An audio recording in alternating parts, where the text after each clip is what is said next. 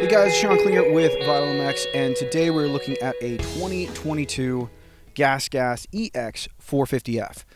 So just like the KTM and Husqvarna models, the GASGAS lineup, you got there's motorbikes, there's cross-country bikes, and then enduro bikes. So this is in the cross-country. It's heavily based on the MC 450. So you don't have any lights on here, but the things you do get that are different than the motorbikes is a much larger tank. You get an 18-inch rear wheel. It has an O-ring chain. The suspension is softer. It's more trail-oriented. But what is the same is actually the transmission. It's still a 5-speed transmission, and it's a close ratio. So that's kind of what you get when you go all the way to the Enduro models. They have a wide ratio transmission. Today, it is an unseasonably wet California day. So we rode out here in the hills and kind of some flowing single track, some hill climbs, some not anything too crazy, too gnarly. This bike was perfect out here today. I was really impressed. Normally, for off-road riding, unless it's like full-on high-speed desert stuff, I typically like 350s or 250s.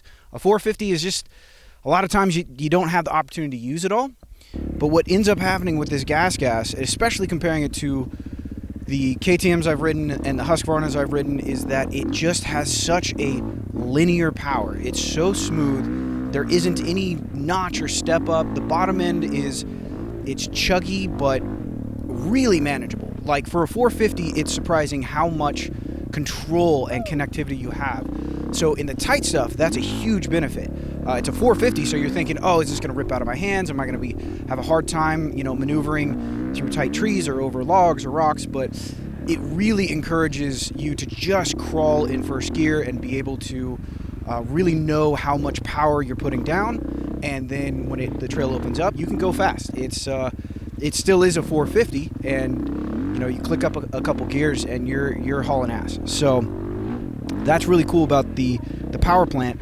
Kind of a con of the power plant is the transmission. With the close ratio gears, first gear compared to other off-road bikes, it seems pretty tall. I did find myself a couple times thinking I was in second and wanting to click down for like a really steep downhill or something that I didn't know what was coming up.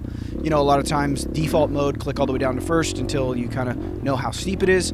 So I found myself doing that a couple times and realizing, oh, I am in first gear. With that being said, it revs to the moon, so you can stay in gears really long. So first and second gear are almost like first, second, and third on some other off-road bikes. Overall, the handling it's very agile feeling. It's very light, playful. Even with a bigger tank, even with a little bit more weight, it still turns fantastic. It takes so little rider input to turn this bike. It's a really cool feeling how light it is. That being said, compared to a 350 or 250, it has more reciprocating mass, takes a little bit more time or a little bit more effort to get it to turn. Suspension-wise, I think it's right on the money for cross-country, if not a little bit too soft, but it's not something that is a deal-breaker. Some of the faster sections, I did find myself, blowing through the fork when I slammed into stuff, but it was still manageable. If you're going to ride really high speed all the time, I would definitely stiffen everything up and be cognizant of that when, you start to get really deep in the stroke and then it kind of gets out of sorts. It gets a little wallowy and a little, real reactive. But for the most part, for just kind of average speed trail riding or even fast-paced trail riding, the suspension was really set up quite well for what we were riding today.